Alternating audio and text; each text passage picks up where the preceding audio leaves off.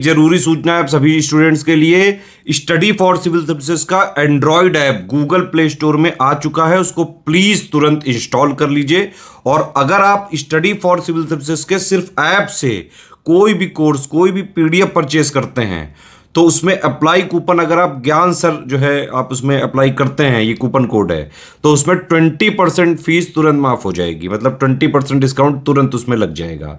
ज्ञान सर लिखना है, नॉर्मली ज्ञान सर, स्मॉल लेटर में है सब कुछ, कोई स्पेस नहीं, कोई कॉलम नहीं, सिर्फ ज्ञान सर, GYANSIR। इस तरह से अगर कूपन कोड लगाते हैं आप ऐप में बाई करने से पहले, जो अप्लाई कूपन वाले में आता है, तो 20% का डिस्काउंट तुरंत मिलेगा। वीडियो देखिए। दोस्तों, सिविल सर्विसेज एग्जाम हो या फिर वनडे एग्जाम हो, उसमें पॉलिटी मतलब राज व्यवस्था का क्या महत्व है ये सबको पता है। और उसी महत्व को पूरा करने के लिए हम लोग इस सीरीज़ को चला रहे हैं। इस सीरीज़ में इससे पहले कई वीडियोस हो चुकी हैं। अगर आपने उन वीडियोस को नहीं देखा है तो आप ज़रूर देखिएगा। आप अगर 1 बाय 1 सभी वीडियोस को देखेंगे तो एक सीक्वेंस बनेगा और चीज़ें आपको अच्छे से समझ में आएगी। आज की इस वीडियो में हम देखेंगे ब्रिटिश क्राउन के अंतर्गत पारित अधिनियम। देखिए, इससे पहले हम लोगों ने ये देखा था कि भारत में संविधान का गठन कैसे होता है, संविधान सभा कैसे निर्मित होती है, फिर संविधान सभा निर्मित क्यों की गई इसके बारे में हम लोगों ने समझा। ब्रिटिशर्स ने जब भारत में शासन करना शुरू किया तो पहले ब्रिटिश ईस्ट इंडिया कंपनी ने भारत पे शासन किया। तो उसको रेगुलेट करने के लिए कुछ नियम बनाए गए थे जो 1773 में रेगुलेटिंग एक्ट के रूप में आते हैं। फिर धीरे धीरे चीज़ें चलती रहती। 1853 के चार्टर एक्ट तक ब्रिटिश ईस्ट इंडिया कंपनी के लिए नियम बनते हैं। फिर इसके बाद 1858 से लेकर 1947 तक जो नियम पारित होते हैं, ये पारित होते हैं ब्रिटिश क्राउन के लिए। तो ये क्या आवश्यकता पड़ा, ऐसा क्यों हुआ, इन्हीं सब के बारे में हम लोग समझेंगे और प्रमुख अधिनियम को भी देखेंगे। तो वीडियो को लाइक कर दीजिएगा, ये सेशन काफ़ी इंटरेस्टिंग होने वाला है आपके लिए। देखिए, यहाँ पे बताया जा रहा है ब्रिटिशर्स कहने का मतलब है जो ब्रिटिश ईस्ट इंडिया कंपनी या फिर जो भी है ना, ने भारतीय संस्कृति का दोहन किया, रियासतें हड़प ली, आम जनता, फौज, व्यापारी, किसान, मजदूर, अन्य सभी वर्ग असंतुष्ट हो गए।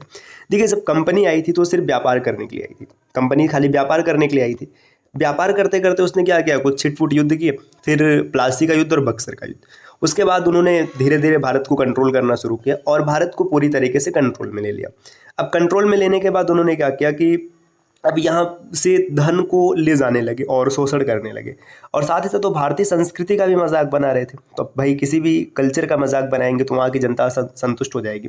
रियासतें हड़प लेते हैं, आपने राज्य हड़प नीति पढ़ी होगी, है ना। फिर इसके बाद कई तरीके से वो शोषित करते हैं, आम जनता परेशान हो गई, जो फौज थी वो भी त्रस्त हो गई, व्यापारी, किसान, मजदूर सब एकदम त्रस्त हो गया। अब त्रस्त कितने दिनों तक चलेंगे। 1857 की क्रांति होती, मंगल पांडे के द्वारा शुरू की जाती है। अब जब 1857 की क्रांति होती है, फिर यहाँ पर काफ़ी ज़्यादा मतलब परिस्थिति विकट हो जाती है और किसी तरीके से अंग्रेजों ने कंट्रोल किया, और क्रांति को जब कंट्रोल कर लिया तब उन्होंने क्या किया कि अब ये अनाउंस किया कि अब भाई कंपनी शासन नहीं करेगा, अब यहाँ से ब्रिटिश क्राउन शासन करेगी। अब जब ब्रिटिश क्राउन का नाम आ गया तो भारतीयों के मन में उम्मीद आई कि हो सकता है क्राउन जो हो ये कंपनी से थोड़ा सा दयालु हो जाए। लेकिन कोई फर्क नहीं पड़ता है, क्योंकि भाई इनका मेन उद्देश्य ही यही था, भारत के धन को विदेश ले जाना है। तो जब क्राउन का शासन आता है तो भारत शासन अधिनियम 1858 पारित किया जाता है। यहाँ पर देखिए, इसमें जो मुख्य तथ्य थे, देखिए ब्रिटिश महारानी को भारत की शासिका घोषित किया गया। क्वीन विक्टोरिया थी उस समय, है ना, ये चीज़ आप याद रखिएगा। अब ये बताया गया कि भाई जो ब्रिटिश महारानी वही भारत की शासिका होगी, मतलब अब भारत में महारानी का शासन होगा, न कि कंपनी का। अब ये जब घोषित किया जाता है, विक्टोरिया को महारानी घोषित किया जाता है, तो उस समय जो पहला वायसराय बनता है, अभी इसके बारे में भी हम लोग विस्तार से समझेंगे।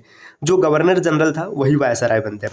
लॉर्ड कैनिंग होता है, ये घोषणा पत्र पढ़ता है। घोषणा पत्र ये इसने पढ़ा कहाँ था, इलाहाबाद के मिंटो पार्क में। कई बार ये भी पूछ लिया जाता है कि घोषणा पत्र किसने पढ़ा था और कहाँ पढ़ा था। उसमें अब देखिए क्या क्या था इसके बारे में। देखिए, जो बोर्ड ऑफ डायरेक्टर्स और board of control, board of director ये कंपनी का वो विभाग जो व्यापार के लिए गठित किया गया था, और बोर्ड ऑफ कंट्रोल कंपनी का वो विभाग जो प्रशासन के लिए बनाया गया था। व्यापार 1833 में ही समाप्त कर दिया गया था। जब व्यापार समाप्त कर दिया गया था तो इसकी कोई आवश्यकता ही नहीं थी, लेकिन 1853 के चार्टर में इसको खत्म नहीं किया जाता है। खाली जो सदस्यों की संख्या थी 24 से घटा के 18 कर दिया जाता है। लेकिन अब यहाँ पर बोर्ड ऑफ डायरेक्टर्स को समाप्त कर दिया गया। अब जब प्रशासन महारानी ने अपने हाथ में ले लिया तो ये बोर्ड ऑफ जो कंट्रोल है इसकी भी कोई आवश्यकता नहीं, इन दोनों को समाप्त कर दिया गया। जो सभी अधिकार है ये ब्रिटिश मंत्रिमंडल के एक सदस्य को दे दिया गया। अब ब्रिटिश मंत्रिमंडल के जिस सदस्य को अधिकार दिए गए उसी को भारत का राज्य सचिव कहा गया, मतलब secretary of state for India. जो भारत राज्य सचिव है, ये याद रखिएगा, अभी आगे इसका महत्वपूर्ण योगदान होगा भारत की आज़ादी में, है ना। तो जो एक सदस्य बनाया गया बोर्ड ऑफ कंट्रोल और बोर्ड ऑफ डायरेक्टर के स्थान पर, उसे भारत राज्य सचिव कहा गया। अब भारत राज्य सचिव की सहायता के लिए एक 15 सदस्यीय काउंसिल का गठन किया गया जिसे भारतीय परिषद कहा गया।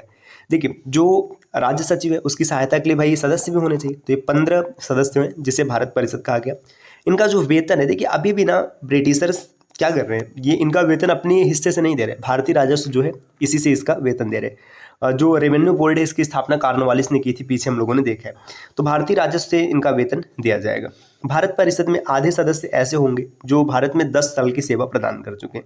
अब जब भारत में 10 साल की सेवा दे चुके होंगे तो भारत की परिस्थितियां उनको पता होगी, है ना। इसलिए ब्रिटिश संसद का भारत पर सीधा प्रभाव होगा, मतलब जो ब्रिटिश संसद है अब सीधा सीधा भारत पर कंट्रोल करेगा। और यहाँ से मुगल बादशाह पद जो है इसे समाप्त कर दिया गया। बहादुर शाह जफर जो अंतिम बादशाह होते हैं, इसके बाद क्या किया गया कि मुगल बादशाह को हटा दिया जाता है और ये क्या कहा जाता है कि अब से कोई बादशाह नहीं होंगे। तो ये 1858 का अधिनियम, मतलब ये रहा आपने जो देखा 1800 भारत शासन अधिनियम 1858। इसके बाद जो अगला अधिनियम आता है भारत परिषद अधिनियम 1861। अब 1861 में क्या होता है, लॉर्ड कैनिंग ने मंत्रिमंडलीय व्यवस्था जो कि पोर्टफोलियो व्यवस्था है इसकी नींव रखी। तो ये प्रश्न कई बार पूछ लिया जाता है कि मंत्रिमंडलीय व्यवस्था जिसे पोर्टफोलियो सिस्टम भी कहते हैं, ये किसने स्टार्ट किया था, लॉर्ड कैनिंग ने स्टार्ट किया था। विभिन्न विभाग व उनकी जिम्मेदारियां अलग अलग व्यक्तियों को। देखिए, ये पोर्टफोलियो सिस्टम यही है कि जैसे आज के समय में जो आप सिस्टम देखते हैं, जैसे आपने देखा कि अलग अलग तरीके, जैसे स्पोर्ट के लिए अलग मिनिस्टर है ना। अब मान के चलिए सिंचाई व्यवस्था उसके लिए अलग है, कृषि के लिए अलग है ना, स्वास्थ्य के लिए अलग है। तो यही पोर्टफोलियो सिस्टम है। इसकी जो व्यवस्था है ना, ये लॉर्ड कैनिंग नहीं रखा था कि अलग अलग विभाग अब सीधा अलग अलग लोगों को दे दिया गया कि भाई आप अपना विभाग देखिए। कार्यकारी परिषद सदस्यों की संख्या 4 से बढ़ा करके 5 कर दिया गया। जो गवर्नर जनरल की कार्यकारी परिषद थी उसमें सदस्यों की संख्या 4 से बढ़ाया गया और 5 कर दिया गया। अब वायसराय की विधान परिषद में 6 मिनिमम सदस्य होंगे और मैक्सिमम 12 मनोनीत। मतलब जो आपने पीछे देखा था वायसराय के लिए विधान परिषद का गठन किया गया। अब इसमें 6 सदस्य ऐसे होंगे कम से कम और 12 ऐसे होंगे जो मनोनीत होंगे। मनोनीत का मतलब इनका निर्वाचन नहीं होगा, मतलब ये डायरेक्ट मन से उठा के रखे जाएंगे। आधे सदस्य गैर सरकारी होंगे। अब गैर सरकारी का मतलब इनको सैलरी नहीं मिलेगी, ये गैर सरकारी रहेंगे। वायसराय को अध्यादेश जारी करने की शक्ति दी गई। अब देखो, वर्तमान में जो अध्यादेश जारी करते हैं वो कौन करते हैं, राष्ट्रपति करते हैं। मतलब ये चीज़ मैंने पिछले क्लास में भी एक्सप्लेन किया, यहाँ पर भी किया जा रहा है कि जो गवर्नर था ना, बंगाल का गवर्नर, यही गवर्नर जनरल बना बंगाल का, फिर इंडिया का गवर्नर जनरल बना, वायसराय बना, यही आगे आज प्रेसिडेंट के रूप में कार्य करता है। अब इसके बाद क्या है, 1862 में 3 गैर सरकारी के तौर पर विधान परिषद में भारतीयों को शामिल किया गया। ये नाम नहीं याद रखना, बस याद रखना। देखिए, बनारस के राजा थे, पटियाला के महाराजा थे और सर दिनकर। इन 3 को वायसराय के कार्यकारिणी परिषद में शामिल किया गया गैर सरकारी सदस्य के तौर पर। अब ये चीज़ यहाँ पे हो गई। इसके बाद आता है भारत परिषद अधिनियम 1892। देखिए, बात 1892 की हो रही है। 1885 में कांग्रेस की स्थापना हो चुकी है। कांग्रेस एक तरीके से ऐसी संस्था के रूप में डेवलप की गई थी जो प्रेशर को कम कर पाए। प्रेशर का मतलब ऐसे समझिए, एक तरफ अंग्रेज थे, है ना, और एक तरफ भारत के मतलब जो आंदोलनकारी थे। अब ये भारत से लड़ रहे थे। अब अंग्रेजों को क्या करना था, हर भारतीय को जवाब देना था।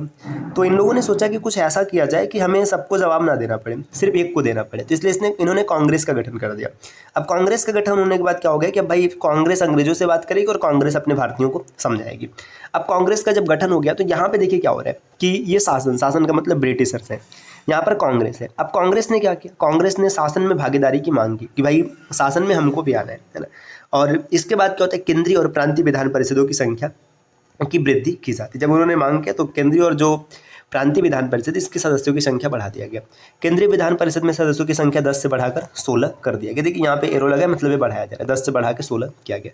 भारतीय सदस्यों को वार्षिक बजट पर बहस करने व प्रश्न पूछने का अधिकार दे दिया गया, लेकिन वोट डालने का अधिकार अभी नहीं। तो ये प्रश्न अगर बनेगा कि भारतीय सदस्यों को वार्षिक बजट पर प्रश्न पूछने का अधिकार कहाँ से मिला है, तो भारत परिषद अधिनियम 1892 से मिला है। इसके बाद भारत परिषद अधिनियम 1909, इसकी बात करेंगे। देखिए 1909 की परिस्थिति देखो, इसमें यहाँ पे क्या हो चुका है, बंगाल विभाजन हो चुका है। अब हिंदू मुस्लिम ना एकदम एक दूसरे के एंटी हो चुके हैं। कहानी समझना, जब पहले की स्थिति देखेंगे तो भारत में हिंदू मुस्लिम एकता शिखर पर थी। मतलब 1905 से पहले ऐसा था कि हिंदू मुस्लिम एक दूसरे के कट्टर समर्थक थे, मतलब एक दूसरे के साथ थे। अब कर्जन था, कर्जन ने यहाँ पे मास्टर कार्ड खेला। ये जानता था कि भाई अगर हमें हिंदू मुस्लिम से एक साथ लड़ना होगा तो फिर हम नहीं लड़ पाएंगे। कर्जन ने मास्टर कार्ड क्या खेला, इसने बोला कि हिंदू मुस्लिम में फूट करवाओ। अगर हिंदू मुस्लिम में फूट हो जाएगा तो मुस्लिम अल्पसंख्यक होंगे, हम उनको खुश करेंगे और मुस्लिम हमारे साथ आ जाएंगे। तो इसने मास्टर कार्ड खेला। और ये मास्टर कार्ड किस लिए था, ताकि ब्रिटिशर्स पर प्रेशर कम हो जाए। अब इसने जब मास्टर कार्ड खेला तो इसने क्या किया, 1905 में बंगाल का विभाजन कर दिया। जब बंगाल का विभाजन हो गया तो हिंदू मुस्लिम अलग अलग हो गए। अब जब हिंदू मुस्लिम अलग अलग हो गए तो फिर आपस में लड़ने लगे। इससे ब्रिटिशर्स पे प्रेशर थोड़ा सा कम हो गया। इसी समय 1906 ईस्वी में आगा खान ने मुस्लिम लीग की स्थापना की। तो मुस्लिम लीग की स्थापना किसने की, आगा खान ने की, ये जरूर याद रखिएगा। और धीरे धीरे आगे क्या हुआ, कांग्रेस का भी विभाजन हो गया नरम दल और गरम दल में। जब विभाजन हो रहा है तो फिर ये ब्रिटिशर्स के लिए अच्छी बात है। अब इसी चीज को ना, जो 1909 का भारत परिषद अधिनियम, इसी को मार्लियामेंटो सुधार कहते हैं। इस समय जो भारत के सचिव थे वो मार्ले थे। भारत सचिव मतलब वही जो ब्रिटेन में बैठ करके भारत को नियंत्रित करेगा, और वायसराय थे मिंटो। इसमें इंपॉर्टेंट पॉइंट ये था कि भारतीय परिषद अधिनियम 1892 को 200 को दूर करना, मतलब जो 1892 में कमी रह गई है उसे इम्प्रूव करना। अब इसने मुस्लिम अल्पसंख्यक को खुश कर किया। क्यों कम किया, ताकि बढ़ते दबाव को कम किया जाए। जब मुस्लिम अल्पसंख्यक खुश हो जाएंगे तो ब्रिटिशर्स के पक्ष से बोलेंगे, प्रेशर अपने आप कम हो जाएगा। उग्रवाद एवं क्रांतिकारी राष्ट्रवाद को समाप्त करना। जो क्रांतिकारी राष्ट्रवाद चल रहा है कि भाई हमें आज़ाद होना है, पूर्ण स्वराज चाहिए, इसको समाप्त करने के लिए किया गया। अब देखिए यहाँ पे क्या किया गया, जो केंद्रीय विधान परिषद है इसकी सदस्यों की संख्या 16 से बढ़ा के 60 कर दिया गया। बजट पर पूरक प्रश्न पूछना, संकल्प रखना इत्यादि का अधिकार दे दिया गया। प्रादेशिक चुनाव हेतु व्यावसायिक व सांप्रदायिक प्रतिनिधित्व प्रणाली की शुरुआत। तो देखिए प्रादेशिक चुनाव के लिए व्यावसायिक और सांप्रदायिक प्रणाली की शुरुआत इसने कर दी। अब यहाँ पे सांप्रदायिकता आ गया तो फिर सीधी सी बात है, अब लोग बटेंगे। सत्येंद्र प्रसाद सिन्हा वायसराय के कार्यकारिणी परिषद में शामिल पहले सरकारी सदस्य। देखिए ये चीज़ जरूर याद रखिएगा। आगे यहाँ पर दिया सांप्रदायिक प्रतिनिधित्व प्रणाली के जनक लॉर्ड मिंटो। देखिए जो कम्युनल रिप्रेजेंटेशन है इसको किसने स्टार्ट किया था, लॉर्ड मिंटो ने स्टार्ट किया था। अब आगे दिया भारत शासन अधिनियम। तो भारत शासन अधिनियम हम लोग अगली क्लास में करेंगे। आप ये कनेक्शन बना के चलिए कि पॉइंट को समझते हुए चलेंगे ना तो बहुत आसानी से पॉलिटी आपका डन हो जाएगा और आपको खूब मजा भी आएगा पढ़ने में, बिल्कुल भी उबन नहीं होगी। अन्यथा आप परेशान हो जाएंगे, आपको कुछ नहीं समझ में आएगा, सब एकदम बेकार लगेगा। तो ये क्लास कैसी लगी पहले आप कमेंट करके ज़रूर बताइएगा। और हाँ देखिए, अगर आप चाहते हैं कि पॉलिटी आपको ढंग से समझ में आए तो आप चीज़ों को कनेक्ट करना शुरू कीजिए। आप वीडियो नंबर 1 से देखिएगा, आप पूरा वीडियो को देखिएगा। अगर पॉलिटी आपको नहीं समझ में आएगी तो हम अपना नाम बदल देंगे 100%, है ना। इतना सरल भाषा में नोट्स पर तैयार किया गया ना कि कोई 0 लेवल से भी देखेगा तो भी इसको बहुत अच्छे से समझ में आएगा। और आप प्रॉपर नोट्स जरूर बनाइएगा। अगर नोट्स नहीं बनाएंगे तो आपको दिक्कत होगी। हाँ, अब अगर आप कंप्लीट प्रिपरेशन करना चाहते हैं तो सिर्फ पॉलिटी है, आपको हिस्ट्री, ज्योग्राफी, इकोनॉमिक्स या फिर कंप्लीट प्रिपरेशन करना है तो आप स्टडी फॉर सिविल सर्विसेज के पेड कोर्सेज को ज्वाइन कर सकते हैं, जिसके लिए नीचे स्क्रीन पे दिख रहे हैं किसी भी नंबर पे आप कॉल या व्हाट्सअप करके जानकारी प्राप्त कर सकते हैं। या फिर आप प्ले स्टोर से स्टडी फॉर सिविल सर्विसेज का एप्लीकेशन इंस्टॉल कर लीजिएगा। जब एप्लीकेशन के माध्यम से कोई कोर्स परचेस करेंगे और वहाँ पे कूपन कोड अप्लाई करेंगे ज्ञान सर, जैसे आप ये कोड डालेंगे ना आपको 20% का डिस्काउंट भी मिलेगा साथियों। तो मिलते हैं आपसे नेक्स्ट वीडियो में कुछ नए इन्फॉर्मेशन के साथ, तब तक के लिए नमस्कार।